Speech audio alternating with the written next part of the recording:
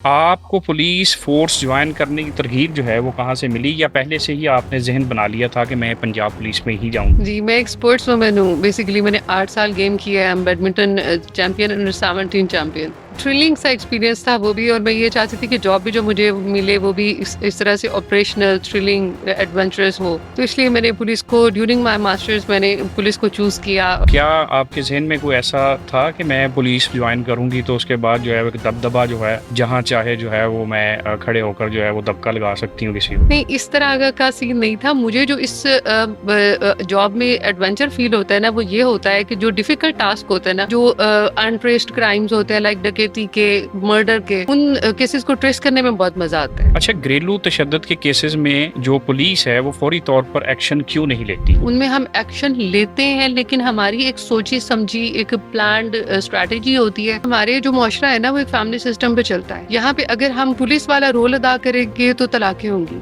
We don't want that. क्या ख़वातीन अब पहले की निस्बत ज़्यादा एतमाद के साथ पुलिस स्टेशन आकर दरख्वास्त जो है वो देना पसंद करती हैं? जी बिल्कुल, वर्चुअल वुमेन पुलिस स्टेशन जो हमारी सीएम साहिबा, हमारे आरपीओ सीपीओ साहब ने फंक्शनल किया है ना, वो बहुत बड़ी एक सपोर्ट है वुमेन के लिए। उनकी आइडेंटिटी, उनकी इवन प्रेजेंस भी जरूरी नहीं होती, हम उनका काम करते हैं। अच्छा, आपको फैसलाबाद में थाना गुलबर्ग में भी तैनात किया गया, लेकिन फिर आपको वहाँ से तब्दील कर दिया गया, क्या मसला बना? वहाँ पे मसाइल कुछ इस तरह से बने कि जब मैंने ये आइडेंटिफाई किया कि कुछ नासिर हैं जो कि वहाँ पर अड्डा सिस्टम चला रहे हैं, जहाँ पर उस फूड पॉइंट्स पे कबाब खाने चल रहे हैं, ब्रोथल हाउसेस चल रहे हैं, तो उस चीज़ को मैंने रेक्टिफाई किया। मैंने वहाँ पे मैंने दिन रात रेड किए, वहाँ पे मैंने लोगों को रहने नहीं दिया।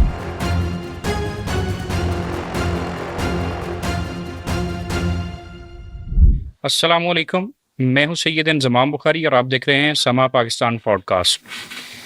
मेरे साथ आज स्टूडियो में मौजूद हैं थाना वुमेन से वुमेन एसएचओ सना नज़ीर साहिबा, और ये जो ख़वातीन के तहफ़्फ़ुज़ के लिए और इंसाफ और कानून की अमलदारी के लिए अहम किरदार जो है वो फैसलाबाद में अदा कर रही हैं। चलें आज की गुफ्तगू जो है उसका आगाज़ करते हैं, और गुफ्तगू में ख़वातीन के मसाइल, घरेलू तशद्दुद, हिरासमेंट, साइबर क्राइम और पुलिसिंग चैलेंजेस जो हैं उनके ऊपर जो है वो आपसे बात होगी। सबसे पहले आप छोटा सा अपना जो है वो तारफ़ जो है वो करवा दें। जी, मेरा नाम सना नज़ीर। मैं मुख्तलिफ थानों में एसएचओ रह चुकी हूँ, मेल पुलिस स्टेशंस में लाइक कोतवाली एंड गुलबर्ग। वहाँ पे भी पूरी दिल लगा के काम किया, और मेरा एजुकेशनल बैकग्राउंड जो है वो मास्टर्स इंग्लिश लिटरेचर में है। उसके बाद मैंने ड्यूरिंग जॉब मैंने एलएलबी किया है, और क्वालिफ़िकेशन में मुझे ये होता है कि मैं अपने इदारे को मज़ीद अपनी सलाहियतों के ज़रिए अच्छी तरीके से अपनी ज़िम्मेदारियाँ अदा करूँ। तो उस हिसाब से कोशिश यही होती है कि तमाम जो है मामलात को खुद से पढ़ा जाए, समझा जाए, ताकि हमें तमाम चीज़ों का इदराक हो खुद से। नाज़रीन, पुलिस की नौकरी ख़ास तौर पर ख़वातीन के लिए आसान नहीं होती, लेकिन इस शोबे में अपनी एक शनाख्त जो है वो सना नज़ीर साहिबा ने बनाई है। सवाल करते हैं, आपको पुलिस फ़ोर्स जॉइन करने की तरग़ीब जो है वो कहाँ से मिली या पहले से ही आपने ज़हन बना लिया था कि मैं पंजाब पुलिस में ही जाऊँगी? जी, मैं एक स्पोर्ट्स वुमन हूँ। बेसिकली मैंने 8 साल गेम किया है। I am badminton champion, under 17 champion. तो मैंने एक थ्रिलिंग सा एक्सपीरियंस था वो भी, और मैं ये चाहती थी कि जॉब भी जो मुझे मिले वो भी इस तरह से ऑपरेशनल, थ्रिलिंग, एडवेंचरस हो। तो इसलिए मैंने पुलिस को ड्यूरिंग माय मास्टर्स मैंने पुलिस को चूज़ किया और पेपर्स दिए, और अल्हम्दुलिल्लाह आई गॉट क्वालिफाइड। कुछ लोगों के और मकासद भी होते हैं पुलिस में आने के लिए। हुँ। तो क्या आपके ज़हन में कोई ऐसा था कि मैं पुलिस जॉइन करूँगी तो उसके बाद जो है एक दबदबा जो है वो मेरा होगा, और उसके अलावा जहाँ चाहे जो है वो मैं खड़े होकर जो है वो दबका लगा सकती हूँ किसी को? नहीं, इस तरह का सीन नहीं था। मुझे जो इस जॉब में एडवेंचर फ़ील होता है ना, वो ये होता है कि जो डिफ़िकल्ट टास्क होता है ना, लाइक कोई ऐसे जैसे लड़कियों को रास्ते में हरास करना और भाग जाना। ये इस तरह के, और जो अनट्रेस्ड क्राइम्स होते हैं लाइक डकैती के, मर्डर के, उन केसेस को ट्रेस करने में बहुत मज़ा आता है। मेरे लिए ये एडवेंचर है इस जॉब में। अच्छा, मुझे ये बताएँ, बतौर खातून एसएचओ अभी आप तैनात हैं थाना वुमन कोतवाली में, सबसे बड़ा चैलेंज क्या है आपके लिए? सबसे बड़ा चैलेंज ये है कि अवाम और पुलिस के दरमियान में ना एक बहुत बड़ी रिफ्ट है, जिसको एक उस गैप को फिल करने के लिए मुझे बहुत कोशिशें करनी पड़ रही हैं कि अवाम को हम पे डायरेक्टली एतमाद हो, वो किसी मीडियम को हम तक आने में यूज़ ना करें। अब बात करते हैं उन मसाइल की जिनका सामना आज की ख़वातीन को रोज़मर्रा ज़िंदगी में करना पड़ता है। फैसलाबाद में ख़वातीन के खिलाफ सबसे ज़्यादा कौन से केसेस रिपोर्ट हो रहे हैं? सबसे ज़्यादा डोमेस्टिक वायलेंस के केसेस हैं और उससे बिल्कुल थोड़े से फ़र्क के साथ हरासमेंट के केसेस हैं। अच्छा, घरेलू तशद्दुद के केसेस में जो पुलिस है वो फौरी तौर पर एक्शन क्यों नहीं लेती? फौरी तौर पर जो घरेलू तशद्दुद के मामलात हैं, उनमें हम एक्शन लेते हैं, लेकिन हमारी एक सोची-समझी, एक प्लान्ड स्ट्रैटेजी होती है, जिसकी वजह ये होती है क्योंकि हमारे जो मुआशरा है ना, वो एक फैमिली सिस्टम पे चलता है। यहाँ पे अगर हम पुलिस वाला रोल अदा करेंगे, तो तलाक़ें होंगी। We don't want that. यही बात जो है ये लोगों तक पहुँचने से कासिर है, क्योंकि मैंने अक्सर देखा है कि बहुत सारी ख़वातीन जो हैं वो अपने शौहर हज़रात जो हैं उनके खिलाफ जो है वो रिपोर्ट दर्ज करवाती हैं। तो क्या उनमें सुलह करवा दी जाती है या फिर जो है वो वैसे ही दबका वग़ैरह लगाकर जो है उनको वापस भिजवा दिया जाता है? देखिए, उसमें हम ना बैकग्राउंड देखते हैं। अगर तो सिर्फ़ जैसे बाज़-औक़ात भूख की लड़ाई होती है बिल्कुल, कि रोज़गार माश का मामला होता है, तो उसमें हम उनकी सुलह करवाने की कोशिश करते हैं, उनकी काउंसलिंग करते हैं कि ये कोई इतना बड़ा मैटर नहीं है। ठीक है। लेकिन जहाँ पर क्रिमिनल एक्टिविटी इन्वॉल्व होती है, लाइक अपने किसी भी मर्दाना जो है ना कुव्वत को झाड़ने के लिए औरतों की हड्डियाँ तक तोड़ दी जाती हैं, बिल्कुल, वहाँ पर हम कॉम्प्रोमाइज़ नहीं करते। बिल्कुल ठीक है। क्या ख़वातीन अब पहले की निस्बत ज़्यादा एतमाद के साथ पुलिस स्टेशन आकर दरख़्वास्त जो है वो देना पसंद करती हैं? जी, बिल्कुल, वर्चुअल वुमेन पुलिस स्टेशन जो हमारी सीएम साहिबा, हमारे आरपीओ, सीपीओ साहब ने फंक्शनल किया है ना, वो बहुत बड़ी एक सपोर्ट है वुमेन के लिए। वो कॉल करती हैं, उनकी आइडेंटिटी, उनकी इवन प्रेज़ेंस भी ज़रूरी नहीं होती, हम उनका काम करते हैं। अच्छा, मुझे ये बताइएगा कि देही इलाकों से जो है वो जो ख़वातीन आती हैं, उनको इंसाफ़ दिलाने में सबसे बड़ी रुकावट क्या होती है? वहाँ पर जो उनका डेरा सिस्टम और वडेरा सिस्टम है ना, वो सबसे बड़ी रुकावट होती है। उनको ये समझाया जाता है कि जनाब औरतें जो हैं वो उनको एक सबमिसिव रहना चाहिए, सर्वाइव रहना चाहिए। एक सर्वाइव सबमिसिवनेस उनको इतनी सिखा दी जाती है कि वो कहती है कि हमारी पंचायत हल कर लेगी और पंचायत में फिर मर्द बैठे होते हैं। बिल्कुल ऐसे ही है।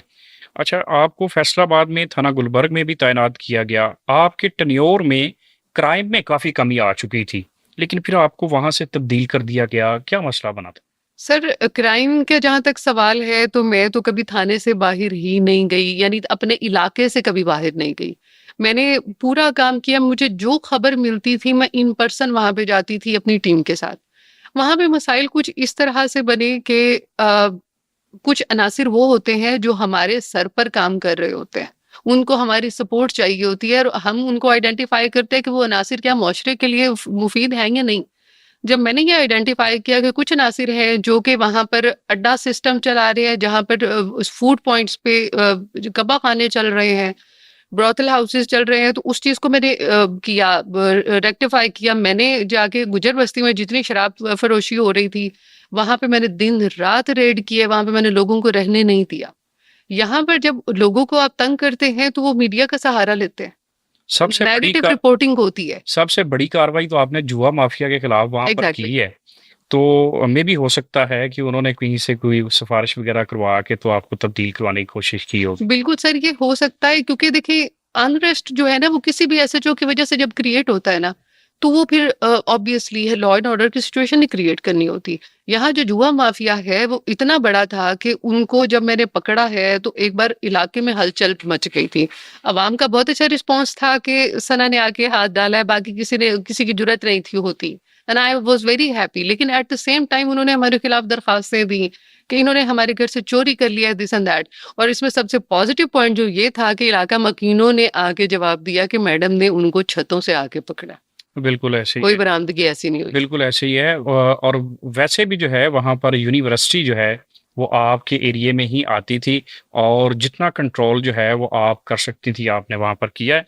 आजकल सोशल मीडिया के इस्तेमाल में इज़ाफ़ा हो रहा है। सोशल मीडिया की दोस्तियाँ जो हैं वो ख़वातीन को जराइम की तरफ लेकर जा रही हैं। क्या पैगाम देंगी? मैं उनको ये पैगाम देना चाहती हूँ कि सोशल मीडिया पे जो है रिलाई करने में, लोगों पे रिलाई करने में जिनको आप पर्सनली नहीं जानती, लोगों को उनके बैकग्राउंड से जानें, उनकी तमाम सोहबत से जानें, उनको थ्रू सोशल मीडिया उनसे दोस्ती करके उन पर एतबार करने की कभी गलती मत करें। वो ठीक है। आपके उन वल्नरेबल चीज़ों को आपसे निकलवा लेंगे जिसकी वजह से आपकी इज़्ज़त पूरे माशरे में ख़राब होगी। अच्छा, ऑनलाइन ब्लैकमेलिंग और हिरासमेंट केसेस जो हैं, वो कितने एक रिपोर्ट हो रहे हैं आपके पास? सर बहुत ज़्यादा यूनिवर्सिटीज़ के जो मामलात हैं वहाँ पर तो इतने मसाइल हैं कि जो लड़की आती है, जो खातून आती है, उनके पास मैसेजेस होते हैं और वो इतने गलीज़ किस्म के मैसेजेस होते हैं कि हम सोचते हैं कि बच्चियाँ कैसे फँस गई। यहाँ पर थोड़ी-सी ब्लैकमेलिंग स्टार्ट होती है, लोग उनके जो हरासर्स होते हैं, उनके डर का फ़ायदा उठाने लगते हैं। जहाँ पे ख़वातीन डरती हैं, वहाँ पे ब्लैकमेलिंग शुरू हो जाती है।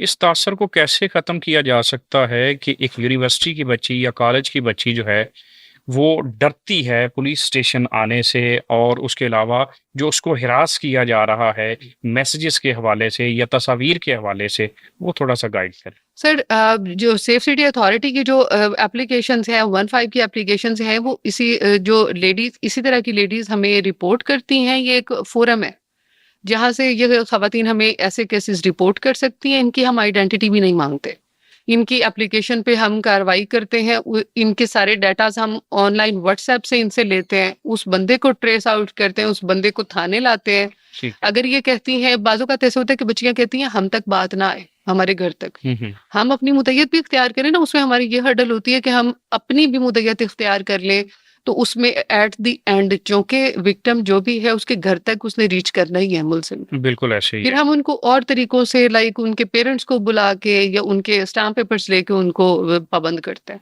तो ऐसे केसेस में मुल्ज़मान की ज़मानत जो है, वो कैसे जल्दी हो जाती है? ये हमारे लॉ के लूप होल्स हैं जिनको कवर करना होगा। मेरे ख्याल में अब इस पे लेजिस्लेशन होने की ज़रूरत है। ठीक है। वालिदैन अपनी बेटियों को ऐसे साइबर क्राइम जैसे जो मामलात हैं, इनसे बचाने के लिए कौन-सी ऐसी एहतियाती तदाबीर हैं, जो इस्तेमाल वो करके तो इनसे बच सकते हैं? एक तो ये कि जवान नस्ल नो नो डाउट उनके पास फ़ोन्स हैं और वो अलग रूम्स में रहते हैं, उनके वालिदैन के साथ एक डिस्टेंस है। वालिदैन को मैं ये नहीं कहती कि उन पे पाबंदियाँ लगा दें, लेकिन उनके साथ दोस्ताना रिलेशन रखें ताकि वो अपनी छोटी से छोटी बात भी आपको आके बताएँ। बिल्कुल। वो एक मतलब बिटवीन द लाइन्स वालिदैन को उनकी बातों को समझना चाहिए कि वो कुछ कहना चाह रहे हैं, उनकी जो परेशानी है उसको समझें।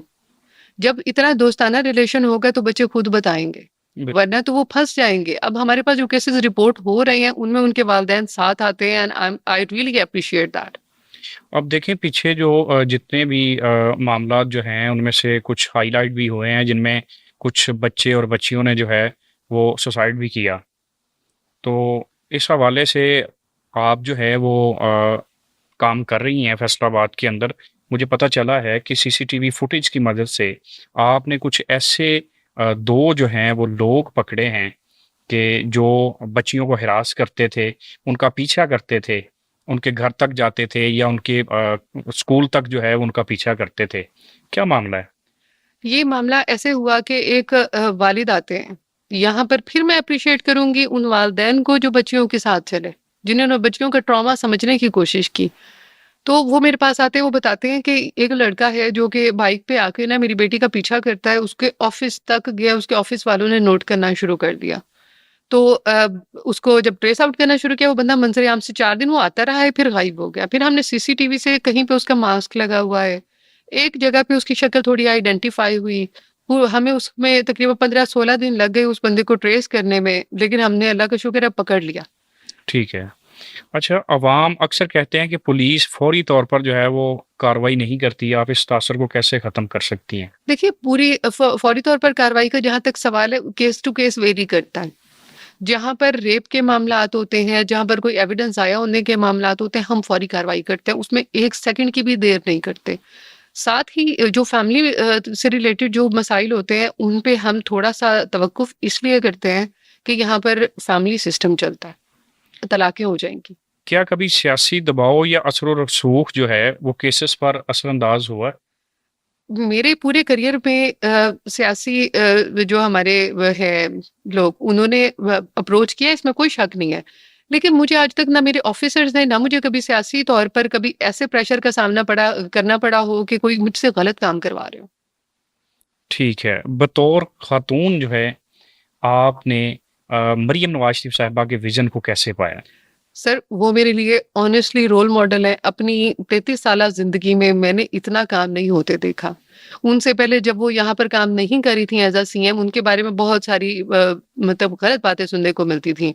लेकिन जब उन्हें काम करते देखा है ना, वो हर खातून के लिए, हर बढ़ती ख़वातीन के लिए, बच्चियों के लिए वो एक रोल मॉडल है कि उन्होंने मर्दों से ज़्यादा 75-78 इयर्स में पाकिस्तान क्या पंजाब का हुलिया बदल के रख दिया। बिल्कुल ऐसे ही है। क्या ख़वातीन पुलिस स्टेशन में मज़ीद जो है वो सहूलियात की ज़रूरत है? महदूद वसाइल में हमारा डिपार्टमेंट पहले बहुत कुछ कर रहा है, हर चीज़ का ख़्याल रख रहा है, लेकिन फिर भी बहुत सारी चीज़ें हैं जो हमारे डिपार्टमेंट की भी थोड़ी लिमिटेशंस हैं। वहाँ पर एक मोबिलिटी हमारे लिए बहुत ज़रूरी है। मोबिलिटी के लिए जो हमें कॉल्स को रिस्पॉन्ड करना होता है, तो उसमें हमें फ़ौरी रिस्पॉन्स करने के लिए मसाइल आते हैं। हर पुलिस ऑफिसर की ज़िंदगी में कुछ केसेस जो हैं वो ऐसे होते हैं जो हमेशा याद रहते हैं। आपकी ज़िंदगी का सबसे यादगार और जज़्बाती केस जो है वो कौन-सा है? सबसे यादगार केस और जज़्बाती केस, ये 2 केसेज़ हैं। यादगार केस वो था कि जिसमें एक खातून, अक्सा नामी खातून पे मैंने एंटी रेप एक्ट का पर्चा दिया था। ठीक है, वो एक मिस्ट्री थी। उसने जिस नंबर से आईडी कार्ड पे अपना नाम रजिस्टर करवा के एफआईआर करवाई, वो फेक था। ठीक है, उस आईडी कार्ड पे एफआरसी निकलवाने पे वो फेक था। ठीक है, उसके सीडीआर्स निकलवाने पे मैंने पूरा जड़ा वाला छाना, उसकी सारी आइडेंटिफिकेशन निकालने के लिए कि वो कौन है, कहाँ से आई है। ठीक है, उसकी सारी चीज़ें निकलवाई तो पता चला कि वो अक्सा बीबी नहीं, वो रुबीना थी ठीक और वो अपने शौहर के साथ मिलकर हनी ट्रैप के वाक़यात करती थी। ठीक हो गया। और साथ जो इमोशनल वाक़या था वो ये था कि जब एक खातून ने आगे शादी कर ली और उसने अपने पिछले हस्बैंड पे हैरेसमेंट का मेरे पास मुकदमा करवाने की कोशिश की। अच्छा, मैंने फैमिली बुलाई, दोनों पेरेंट्स यानी साबका शौहर भी और नया शौहर और वो वालदा भी खड़ी हैं। तो एक 16 साल का बच्चा, मैंने कहा बच्चे क्या मामला है? वाक़ई आपके फादर ऐसे करते हैं? हुँ, हुँ, उसने कहा मुझे ये तो नहीं पता, लेकिन मैडम आप कर सकती हैं, आप अफ़सर हैं। ठीक है, एंड ही वाज़ वीपिंग कि कुछ कर दें कि मेरी जो वालदा और वालिद दोबारा से साथ रहना शुरू हो जाए। ठीक, and I had literally tears in my eyes. I couldn't resist कि कैसे मैं करूँ? मुझे नहीं पता कि ये कैसे होगा। हुँ, हुँ। ये हो ही नहीं सकता था। ज़ाहिर-सी बात है फिर वो जो ख़ातून थी हुँ, वो तो आगे जो है वो आगे शादी कर चुकी थी, इट कर वाज़ नॉट पॉसिबल। बिल्कुल। अच्छा मुझे बताइएगा, क्या कभी किसी मुतासरा ख़ातून की कहानी ने आपको अंदर से हिला कर रख दिया? जैसे आपने अभी रिसेंटली जो है वो एक कहानी बताई है। इसके अलावा कोई कहानी ऐसी बताएँ कि जिसने आपको अंदर से झंझोड़ के रख दिया हो कि मेरे टेन्योर में ये एक वाहिद कहानी है ख़ातून की कि जिसने जो है वो मुझे अंदर से हिला दिया?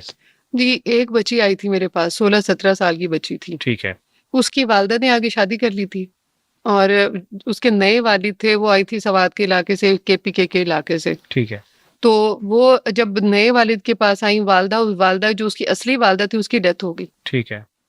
तो जो वालिद था उसने उसको ब्रॉथल हाउस पे बिठा दिया, लाइक इस तरह से कि अपने घर पे बंदे बुलाना शुरू कर दिया। हुँ, हुँ, हुँ, हुँ। अब वो एक ऐसी औरत के पास जाना चाह रही थी जिसको वो ये समझ रही थी कि वो मेरी वेल विशर है। बिल्कुल। जब उस औरत के साथ आई है कि मुझे अपने इस वालिद से आज़ाद करवा के इस औरत के साथ भेजा जाए, मैंने अपने प्रोफ़ेशनल स्किल्स के ज़रिए उसको जज किया कि वो हुँ, भी सेम कैटेगरी की औरत थी। ठीक है। उसने भी इसको ब्रॉथल हाउस पे लेके जाना हुँ, था। हुँ, हुँ, हुँ। I tried my best. मैंने उसको दारुल अमान जमा कर मैंने उसको बहुत समझाने की कोशिश की क्योंकि बच्चे तुम्हारा ये रास्ता नहीं है। नहीं है। तुम ये चाहो तो मैं तुम्हें किसी ऐसे इदारे में भेज सकती हूँ जहाँ तुम्हारी ग्रूमिंग हो सके, तुम मेरे साथ चल के रहो, तुम मेरी छोटी बहन हो, मेरी बेटियों की तरह हो। ठीक है। लेकिन वो नहीं मानी, वो कहती है कि नहीं, मैं इसी के साथ ही जाना चाहती हूँ, फिर भी मैंने उसे दारुल अमान जमा करवाया। ठीक किया आपने। फैसलाबाद में आप वाहिद खातून पुलिस ऑफिसर हैं जिन्होंने हनी ट्रैप जैसे केसेस को कंट्रोल करने के लिए स्टैंड लिया और 16 से ज़ायद हनी ट्रैप करने वाली ख़वातीन जो हैं उनको आपने सीपीओ फैसलाबाद के कहने पर पाबंद सलासल किया।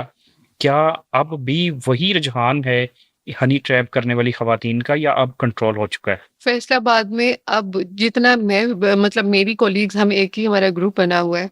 तो जहाँ तक मामला इन हनी ट्रैप का है जिसमें कुछ वकला शामिल होते थे, कुछ डिफरेंट डिपार्टमेंट के लोग, उन्होंने लेडीज हायर की हुई होती थी इस काम के लिए। तो वो केसेस अब बंद हो चुके हैं। अब केसेस आते हैं हमारे पास बच्चों से रिलेटेड, जो बच्चों के साथ, माइनर्स के साथ हो रहा है, या फिर जिन लड़के लड़कियों के ब्रेकअप्स हो जाते हैं।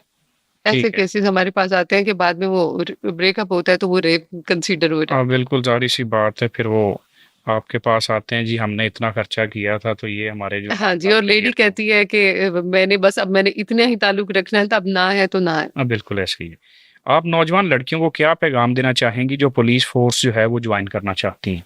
मैं उनको यही पैगाम देना चाहूँगी कि ये ऐसा इदारा है जिसमें ना ही आपको इंटरनली ना ही एक्सटर्नली आपको हैरासमेंट फेस नहीं करनी पड़ती, बिल्कुल। और आप बहुत स्ट्रांग फील करती हैं। यहाँ पर बहुत एडवेंचर है, आपको एतमाद मिलता है अपनी ज़ात पे। आपको ये फील होता है कि आप मर्दों से कतन कम नहीं है।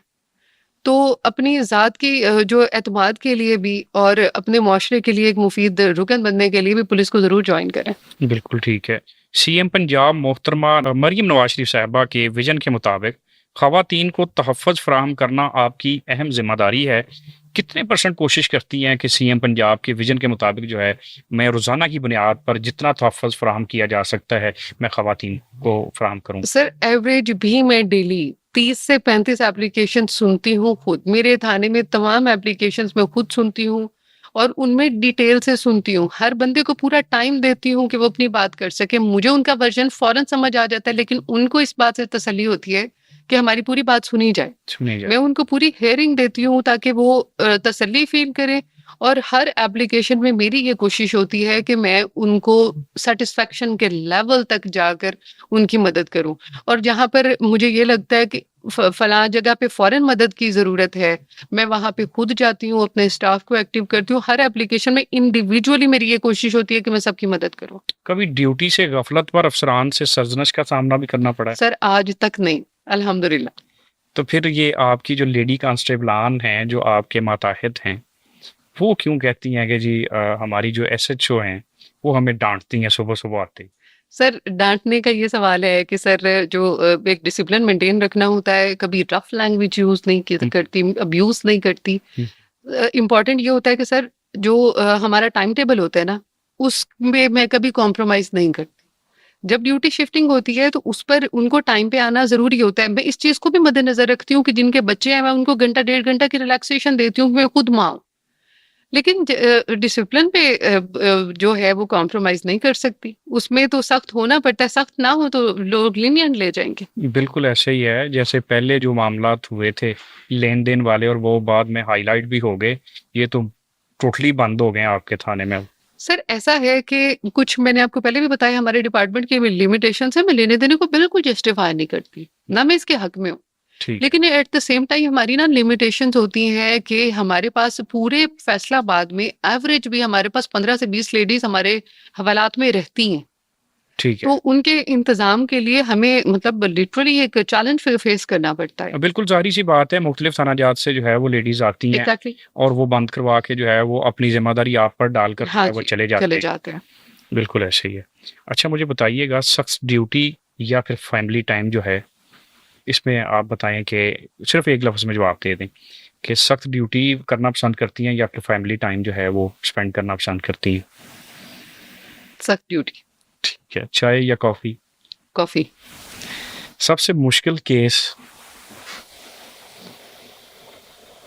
कोई मुश्किल केस नहीं था, मैंने सब सॉल्व किए। ठीक है, सबसे बड़ी कामयाबी आपकी क्या है? मेरे ऑफिसर्स का एतमाद, ठीक है, ख़वातीन की ताकत क्या है? उनका एतमाद उनकी ज़ात पे। ठीक है। अपने अफ़सरान के हवाले से कुछ थोड़ा-सा जो है वो मुझे बताएँ कि आपके जो एसपी लैलपुर टाउन हैं, उनके साथ क्या कोऑर्डिनेशन है आपकी और कितना एतमाद है उनको आप पर? सर अल्लाह का शुक्र है, उनको मुझ पे फुल एतमाद है, और कोऑर्डिनेशन का ये लेवल है कि वो एक शफ़ीक बाप की तरह मुझे डील करते हैं। और जब भी कभी मुश्किल आती है, मैं उनसे शेयर करती हूँ। कम्युनिकेशन का हमारा कम्युनिकेशन गैप नहीं है। ठीक मैं है, उनसे किसी टाइम पे भी, हमारे तमाम एसएचओज़ उनसे किसी टाइम पे भी बात करें, वो बहुत प्यार से सुनते हैं, कभी ये नहीं कहते कि डिस्टर्ब क्यों कर रहे हो? ठीक है। क्या आप समझती हैं कि आप पर जो तनकीद की जा रही है अभी, वो जायज़ है? बिल्कुल भी जायज़ नहीं है सर। मैं तनकीद को बर्दाश्त करने वाली बंदी हूँ। अगर मुझे जेन्युइनली कहेंगे ना कि यहाँ पर कोई गलती हुई है, जैसे मेरे बारे में भी चल रहा है कि जनाब किसी के साथ बदतमीज़ी की है, वो एप्लीकेंट मेरे सामने लाएँ जिसके साथ मैंने मिसबिहेव किया हो। अब कुछ लोग मेरे पास अपने मकसद के लिए आ रहे हों, तो हमने किसी के लिए प्रेशर ग्रुप कभी नहीं बनना है।